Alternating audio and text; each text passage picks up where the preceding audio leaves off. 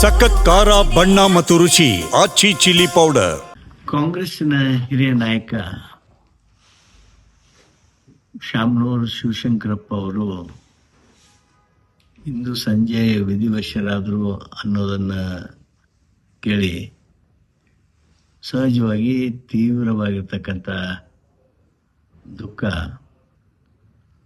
ಸಮುದಾಯಗಳಲ್ಲಿ ರಾಜ್ಯದಲ್ಲಿ ಆವರಿಸಿದೆ. ಶಾಮನೂರು ಶಿವಶಂಕರಪ್ಪನವರು ತಮ್ಮ 95ನೇ ವಯಸ್ಸಿನೊಳಗೂ ಸಹಿತ ಬಹಳ ಕ್ರಿಯಾಶೀಲರಾಗಿದ್ದವರು.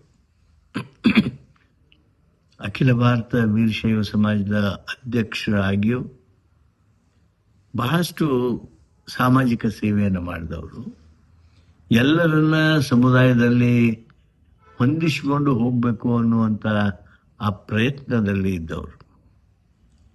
ಕಾಂಗ್ರೆಸ್ ಪಕ್ಷಕ್ಕೆ ದೊಡ್ಡ ಶಕ್ತಿಯಾಗಿ ನಿಂತವರು ಶಾಮನೂರು ಶಿವಶಂಕರಪ್ಪ. ಅವರು ತಮ್ಮ ಜೀವನದಲ್ಲಿ ಬಹುದೊಡ್ಡ ಸಾಧನೆಯನ್ನು ಮಾಡಿದರು.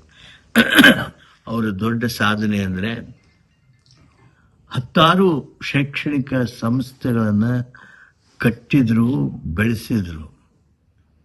ಅವರ ಸಮುದಾಯ ಅಂತೇನಿತ್ತಲ್ಲ, ಆ ಸಾಧನ ಸಮುದಾಯಕ್ಕೆ ಒಂದು ರೀತಿ ಸ್ವಾಭಿಮಾನದ ಬದುಕನ್ನು ಕಟ್ಕೊಳ್ಳೋದಕ್ಕೆ, ಶೈಕ್ಷಣಿಕವಾಗಿ ಆ ಸಮುದಾಯವನ್ನೇ ಅಷ್ಟೇ ಅಲ್ಲ, ಅನೇಕ ಬಡ ಸಮುದಾಯಗಳನ್ನು ಮೇಲೆತ್ತೋದಕ್ಕೆ ಶಿಕ್ಷಣದ ಮೂಲಕ ಬಹುದೊಡ್ಡ ಕೊಡುಗೆಯನ್ನು ಕೊಟ್ಟಂತ ಶಾಮನೂರು ಶಿವಶಂಕರಪ್ಪನವರು ಬಿಟ್ಟು ಅಗಲಿದ್ದಾರೆ. ನನ್ನ ತಂದೆಯವರ ಜೊತೆಗೆ ಬಹಳ ಆತ್ಮೀಯ ಸಂಬಂಧ ಹೊಂದಿದ್ರು. ನನ್ನ ಸಹೋದರ DR ಪಾಟೀಲ್ರ ಜೊತೆಗೆ ಅತ್ಯಂತ ನಿಕಟವಾಗಿರ್ತಕ್ಕಂಥ ಆತ್ಮೀಯತೆಯಲ್ಲಿ ಇದ್ರು. ನನ್ನ ಮೇಲೆ ಸಾಕಷ್ಟು ಪ್ರೀತಿ ಇಟ್ಕೊಂಡಿದ್ರು.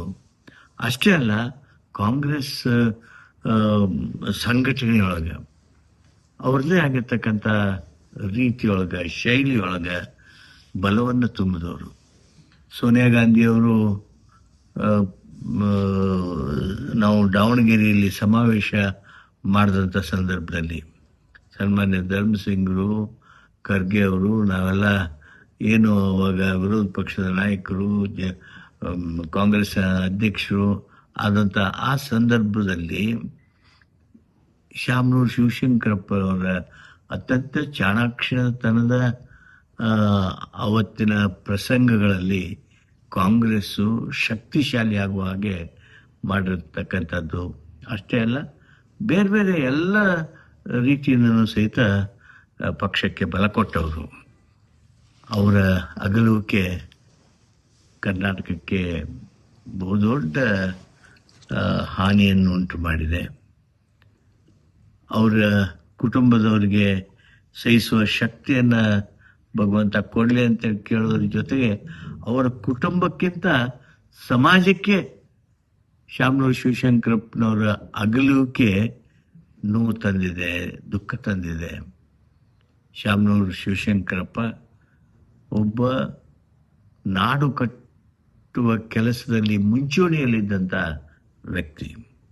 ಅಂಥವ್ರನ್ನ ನಾವಿವತ್ತು ಕಳೆದುಕೊಂಡು ಕರ್ನಾಟಕ ಬಡವಾಗಿದೆ.